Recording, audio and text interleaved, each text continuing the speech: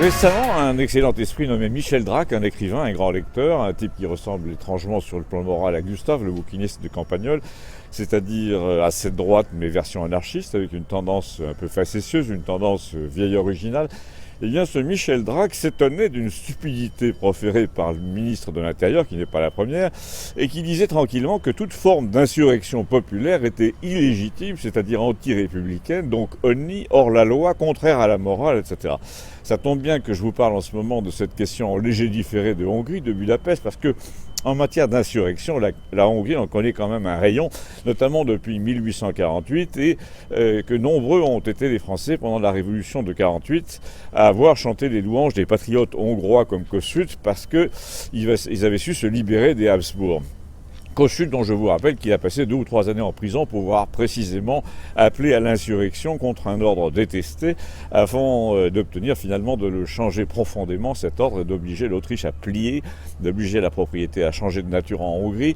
Et peu à peu, c'est là que je voulais en venir, le mouvement des Gilets jaunes, avec sa détermination, ses blessés, ses emprisonnés, est en train de se rapprocher tout doucement et sans aucun doute des grands soubresauts dans la France et coutumière, 1 ou 2 fois par siècle.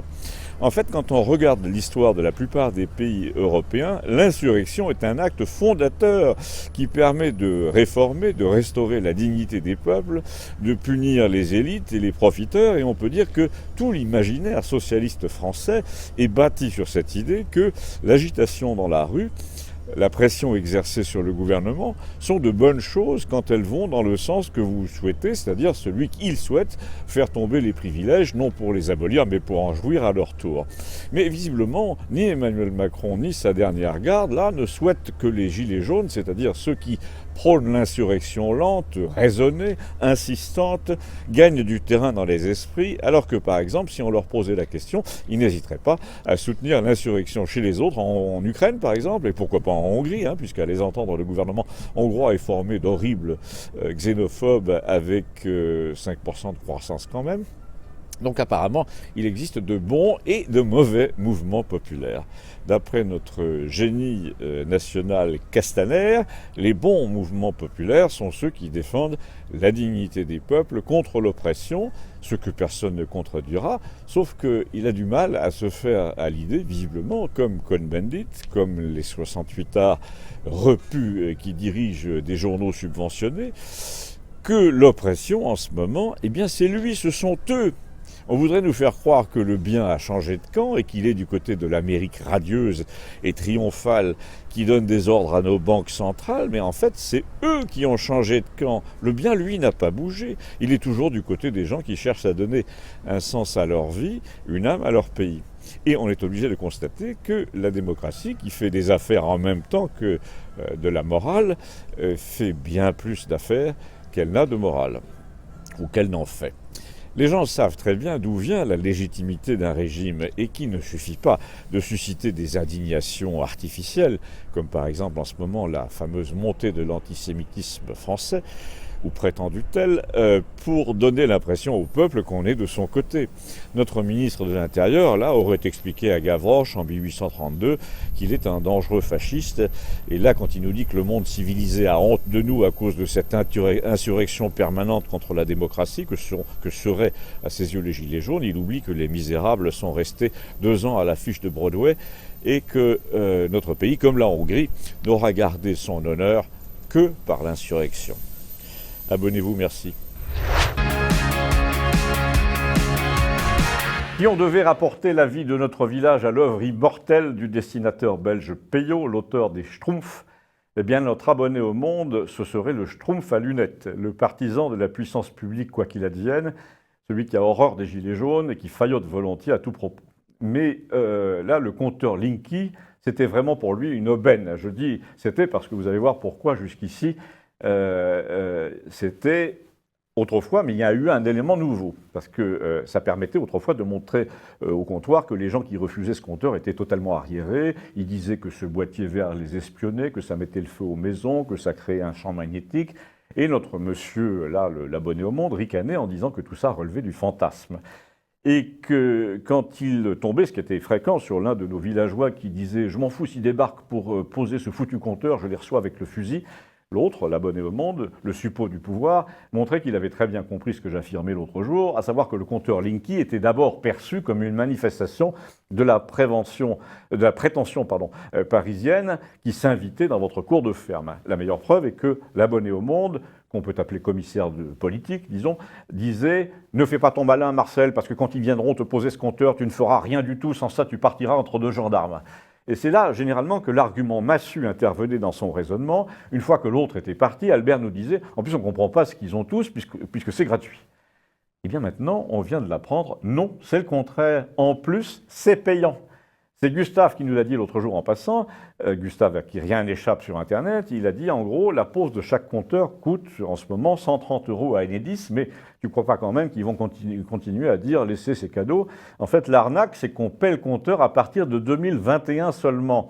Et ensuite, pendant 10 ans, on va payer 15 € par an pour un truc qu'on est venu installer de force. Et Gustave a ajouté, mais il y a pire. Alors là, petite parenthèse, Gustave, comme tous les rats de bibliothèque et les types qui sont tout le temps fourrés sur Internet, a un inconvénient dans les conversations de ce genre, je veux dire un inconvénient pour ses adversaires, c'est qu'il retient tout et surtout les chiffres qui sortent des rapports de la Cour des comptes. Au fond, Internet aura plus fait pour la publicité des avis de la Cour des comptes que le journal officiel depuis Napoléon. Parce que les mémorisateurs prodiges dans le genre de Gustave s'emparent de tous les chiffres publics pour les vulgariser, pour les faire connaître, et le moins qu'on puisse dire, c'est que connaître les chiffres dans l'affaire du compteur Linky, eh bien c'est une source de scandale. Et oui, parce que cette innovation technologique qui nous est imposée pour notre bien est parallèle à une ponction sur le compte des abonnés à l'électricité. À quoi correspond-elle cette ponction? Eh bien, c'est celle qui permet aux agents EDF de partir en retraite en moyenne à 57 ans contre 62 partout ailleurs. En plus, nous avons au village, je vous en ai parlé, cherchez le sujet sur YouTube en tapant « Les retraités EDF devraient la mettre en veilleuse ». Nous avons, dis-je, un spécimen de ces retraités à l'aise, très à l'aise, dans la personne de ce type nommé Jean René, qui est toujours bronzé, qui revient toujours du Cap d'Agde ou de la Costa Brava, et qui dit « je ne vois pas où est le problème ». Eh bien, nous, si, on voit où est le problème. Gustave, qui connaissait les chiffres, nous a dit que la moyenne des retraités EDF touchait plus de 2000 €, sans parler des avantages très visibles dont on a parlé de temps en temps dans les journaux, c'est qu'ils payent 5% de leur consommation seulement, qu'ils ne payent pas l'abonnement, que pendant leur activité, ils sont payés un tiers de plus que la moyenne des salariés, et tout ça grâce à qui? Sur le dos de qui? Eh bien de nous, pardi, a dit Gustave, puisque c'est dans leur convention collective. En gros, le comité d'entreprise EDF prend 1%, pas de la masse salariale, mais du chiffre d'affaires. C'est-à-dire, c'est simple, tu multiplies par 5. Les œuvres sociales de l'EDF sont 5 fois plus riches que celles des autres sociétés. Et c'est quand même bien nous qui le faisons, leur fameux chiffre d'affaires. Mais dans les comptes, le prélèvement pour leur retraite canon là, et pour le tiers de salaire en plus, ça ne porte pas ce nom-là, forcément, ça a attiré un peu l'attention. Alors on appelle ça une contribution tarifaire d'acheminement. Traduction, a dit Gustave, par ici la bonne soupe et défense d'entrer en cuisine. Alors tu comprends vite pourquoi, a-t-il ajouté, il n'y a pas d'agent EDF sur les ronds-points.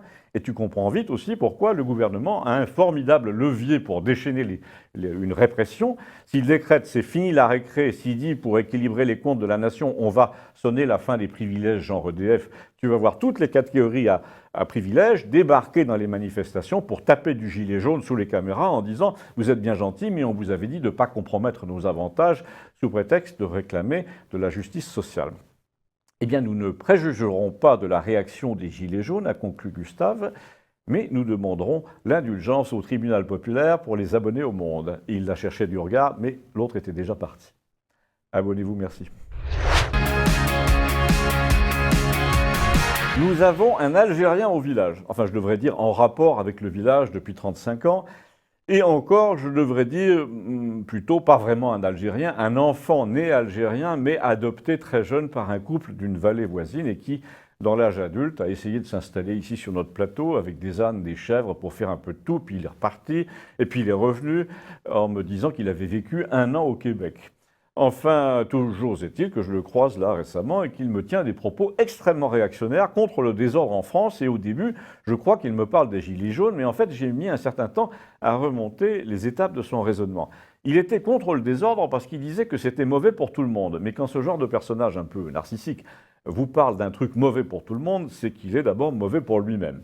Alors je m'explique, enfant adopté, c'est déjà pas très simple, par un couple d'Européens de gauche évidemment. après ou pendant les événements d'Algérie, ayant grandi dans une atmosphère assez privilégiée, c'est-à-dire pas de cité, pas de drogue, rien de tout ça, bachelier, mais incapable de se plier à la discipline d'un bureau, donc ayant vécu du commerce itinérant, plutôt bien d'ailleurs, et en ce moment il est représentant en matériel médical. C'est pourquoi au début je pensais qu'il blâmait le désordre parce qu'il faisait de mauvaises affaires. Il a répété que les affaires seraient mauvaises pour tout le monde parce que les choses se raidissaient surtout dans certaines communautés. Il n'était pas très difficile de savoir, de deviner laquelle. Il me dit carrément, il y a une chose qui passe complètement inaperçue en ce moment, c'est l'histoire du président qui se représente à 81 ans, là tu vois ce que je veux dire. Tu vas voir, la France s'occupe en ce moment de ses propres problèmes un peu trop. Elle regarde son nombril, elle discute autour des ronds-points, et comme toujours, dans un an ou deux, c'est pas du tout de là que vont venir les ennuis. Alors, là, c'est moi qui parle, vous n'y comprenez rien, moi non plus, c'est normal. Ce gars passe son temps à faire des allusions, à pas citer de nom, comme s'il était dans un film d'espionnage. Alors, je vous décode un peu. Il parlait évidemment du président algérien qui se représente à 81 ans, après plusieurs AVC, et il disait...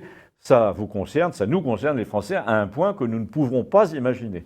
Si je lui ai dit, on peut assez bien l'imaginer, mais on a assez de soucis comme ça en ce moment, on préfère ne pas l'imaginer, ne pas imaginer que ça va tomber de ce côté-là aussi. Tu as bien raison, me dit-il, je vois qu'on parle de la même chose. Et là, il a pris un peu de champ, c'était une bonne chose parce que je l'aurais fait de toute façon avant de vous en parler. Il a dit, c'est ça qui est moche avec le communautarisme. Quand il y a un problème dans le pays d'où vient la communauté, ça fait deux clans qui ne peuvent plus se blairer dans le pays d'accueil, et donc en cas de guerre civile dans la même patrie, dans la mère patrie, pardon, ça fait un écho direct dans le pays d'arrivée. Et là, les gens commencent à se haïr dans les cages d'escalier. On est bien d'accord, je lui ai dit, mais c'est pour ça qu'il faudrait avoir une seule patrie, ça simplifierait. Tu as l'air de prendre les choses à la légère, m'a-t-il dit, mais c'est très très grave. Je te signale que les Français sont complètement le nez dans leurs histoires de grands débats. Quand tu regardes BFM TV, on a l'impression que la France n'a rien de plus urgent que l'antisémitisme, alors que pendant ce temps, les exactions anticatholiques sont 10 fois plus nombreuses. L'effondrement financier aussi qui peut précipiter le phénomène du jour au lendemain, la mort d'un président étranger, donc encore pire. Et il conclut, moi ça me tue de voir ces papis-mamies qui vont défiler pour leur pouvoir d'achat et qui ne se doutent pas que si leur retraite n'est plus versée, ou la moitié seulement, c'est pas rattraper l'inflation qu'ils vont demander, c'est de pouvoir continuer à manger. Je veux dire ailleurs qu'au Resto du Cœur. Et parallèlement, là, tu as tous ces gens qu'on a entassés, qui ne peuvent pas se blairer et qui vivent suspendus aux allocations. Donc, si tout se produit en même temps, je veux dire les tensions après la mort du président à vie, la chute des allocations parce que l'État ne peut plus payer, eh ben, je ne donne pas cher de la paix dans les quartiers. D'autant que ça, c'est le scénario soft, s'il n'y a pas de guerre au bled. Parce que s'ils se battent, il y aura forcément un camp vaincu et les gens du camp vaincu vont demander l'asile et nous ne sommes pas sortis de l'auberge en France. Et là, il m'a un peu cloué par sa conclusion. Il m'a dit, tu vois, je suis né en 62, je suis arrivé en 63, j'ai jamais foutu les pieds en Algérie depuis, et les gens de la cité, derrière chez mes parents adoptifs, m'appellent encore Harki. Alors je vais te dire, moi, l'agitation des gilets jaunes et tout ce qui s'en suivra, je suis pas tellement pour, parce que si le désordre s'installe vraiment, c'est pas chez eux qu'ils vont débarquer, c'est chez moi.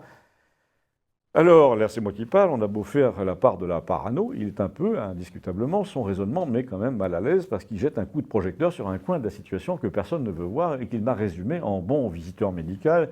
Il m'a dit quand l'état général du patient n'est pas bon, les infections en profitent. Abonnez-vous, merci. Ça fait longtemps qu'on n'a pas entendu l'ancien instituteur s'exprimer au comptoir, mais c'est normal, il est sur la côte, au bord de la mer, à prendre soin de sa belle-mère. J'en profite pour signaler quelque chose qui n'est pas tellement dit, mais sur quoi je reviendrai à son propos, c'est que la générosité des gens à l'égard des membres de leur famille et des autres, des voisins, des amis, est très grande quand vient la vieillesse et que, sans ce dévouement privé, bénévole, le gouvernement serait encore plus incapable qu'il ne l'est d'assumer sa tâche auprès de la vieillesse dépendante. Donc, mon instituteur retraité, là, m'a expliqué un peu amèrement, mais aussi presque tendrement, qu'est-ce que tu veux faire? On va quand même pas la laisser en institution, cette pauvre femme, avec les fous, les maniaques, parce qu'elle est plus ou moins paralysée, mais la tête, ça va très bien, elle lit, elle écoute Beethoven avec son petit casque, elle fait des sudoku à toute allure, elle retient les prénoms dans les feuilletons, elle joue de la guitare électrique, même, figure-toi, sans ampli, avec des petits écouteurs, pas pour faire moderne, mais parce qu'elle est toute petite et que c'est plus mince comme guitare.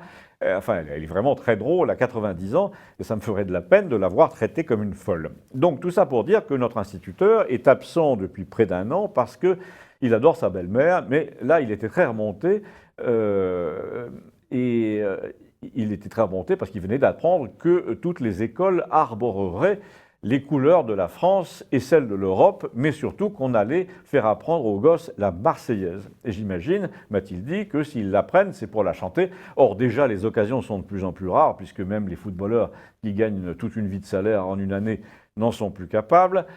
Là, c'est moi qui parle, non seulement il en avait gros sur le cœur, comme tous les gens qui l'avaient bien dit, mais qu'on n'a pas écouté dans les années 80, mais il était persuadé que la machine à conneries, disait-il, était repartie à propos des paroles de l'hymne national. Parce qu'il était évident, m'a-t-il dit, que s'ils rendent obligatoire l'apprentissage de la musique et des paroles de la Marseillaise en CE2, ils ne vont pas laisser passer le contenu si facilement. Il y aura donc toujours un syndicat pour dire que les féroces soldats qui viennent mugir dans nos campagnes pour égorger nos fils et nos compagnes, ça ne le fait pas, comme disent les gosses. Déjà, il n'y a pas un gamin sur 10 qui connaisse le sens du verbe mugir. Quand je suis sorti de l'école normale, me dit-il, on a imposé encore aux enfants une discipline qui s'appelait la stylistique et qui consistait à remplacer par exemple le mot faire dans l'expression faire une erreur par le mot qui convenait, c'est-à-dire commettre. Ou alors dans l'expression faire une hypothèse, remplacer faire par émettre.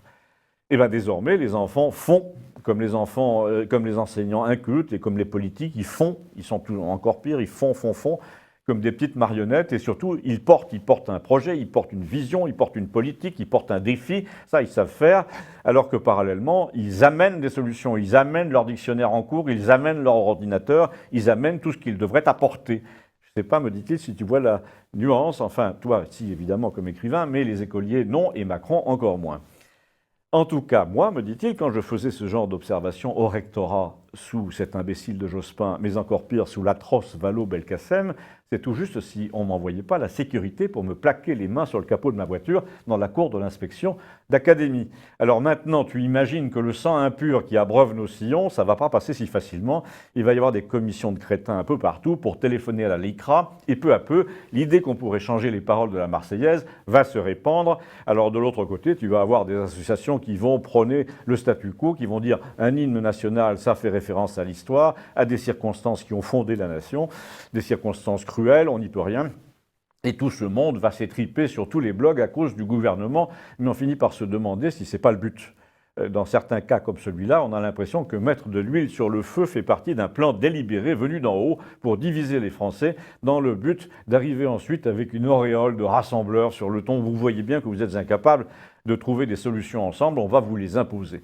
Le problème que n'ont pas compris ces messieurs, c'est qu'on ne décrète pas l'usage, ou alors ça prend un siècle.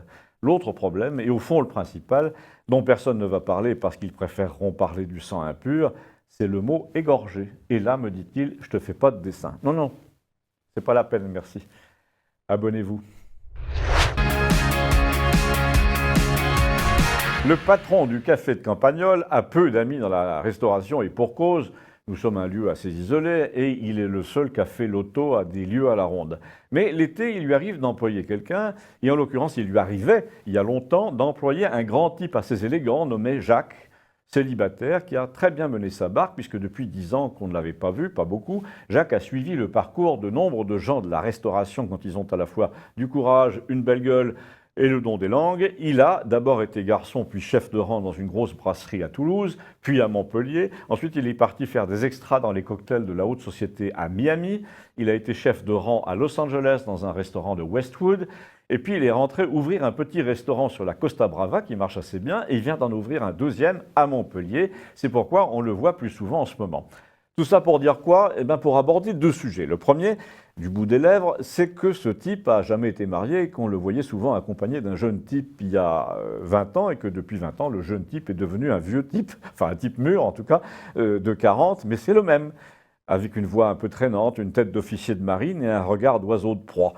Le plus jeune est comptable, je crois, et il est aussi pilote de rallye. Quant à Jacques lui-même, non seulement il est très fidèle en amitié avec des guillemets, mais c'est le contre-type absolu de tous les clichés, car à 60 ans, il a toujours la même tête de légionnaire, des épaules très larges, une nature extrêmement velue, un front droit, un nez formidable, des opinions très droitières, une passion pour les voitures puissantes, il fait de la voltige aérienne, du delta, du parapente. On dit volontiers, pudiquement, des messieurs comme ça qui vivent sous le même toit depuis 20 ans, qu'ils ont un goût très sûr, qu'ils ont une âme de décorateur, qu'ils adorent l'opéra, qu'ils sont très artistes, qu'ils ont une passion pour leur mère. Mais en fait, dans le cas de Jacques, c'est exactement l'inverse. Il n'aime pas tellement sa mère, il adorait son père, sa maison est ultra rangée, mais il n'y a rien dedans, sauf des maquettes d'avions. C'est un calculateur mental prodige, et j'allais oublier, il pratique les sports aériens à un niveau international. Il y a 10 ans, lors d'un championnat de deltaplane, il est parti d'ici un jour d'orage, quand ça commençait à gronder au loin. Son delta, là, presque rigide, une aile de planeur en fait, s'est élevé vers l'horizon le plus clair, en direction des Pyrénées. À la fin, c'était une sorte de point minuscule à 3000 mètres d'altitude, il appelait ça surfer un front d'orage et il a atterri à Pau 3 heures après.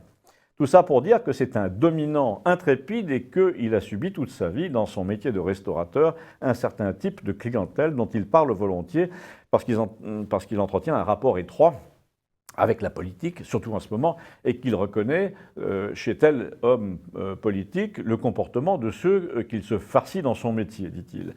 Cette clientèle, pour résumer, c'est celle qui paye non seulement son repas, mais qui se paye, à l'occasion du repas, le droit d'humilier le personnel. Jacques dit volontiers que la restauration, c'est le plus petit échelon dans l'observation de la stupidité humaine. On voit débarquer des gens qui n'ont pas tellement de pouvoir, mais qui, là, pour 50 €, s'achètent le droit de jouer les frimeurs, encore plus s'ils sont accompagnés, sur le ton « Il est comment votre Cahors ?» Alors j'ai toujours envie de leur répondre, comme dans le sketch de Bigard, « Il est infect, mais j'essaie de caser les dernières bouteilles. » Et là, il nous dit au bar, enfin dans l'arrière-salle, en s'adressant à son copain, le patron du café à Montpellier, mon adresse marche tellement fort en ce moment, c'est fou ce que je vois comme politique qui viennent frimer comme ça des types qui te racontent l'histoire du vignoble avant de commander un vin, des gens qui te disent « Je suis sûr que vous ne savez pas d'où vient l'expression qui d'ordine ». Et là, tu as vraiment envie de leur répondre « Non ». Et en plus, si vous savez que comme je m'en tape. Et ce qui est frappant, c'est que ce côté donneur de leçons que les gens ordinaires peuvent se payer pour le prix d'un repas, ce comportement de malade, est décuplé chez l'homme politique, je le répète, et je précise français, car en Catalogne et en Californie, ce n'est pas le cas. Mais ici, l'élu français dépense l'argent du Conseil général sans compter et il essaie de commander des choses un peu difficiles comme s'il était ton ami. Ensuite, à table, il dit qu'il est ton ami. Il essaie de te prendre sous le bras pour humilier ses hôtes sur le ton « je suis copain avec le patron, d'ailleurs c'est moi qui régale ». Et à la fin, tu as envie de t'adresser à ses hôtes en disant « écoutez, l'écoutez pas ». Il ne connaît rien en cuisine, rien en anglais, rien à l'Espagne, rien à la Californie où j'ai quand même passé 4 ans.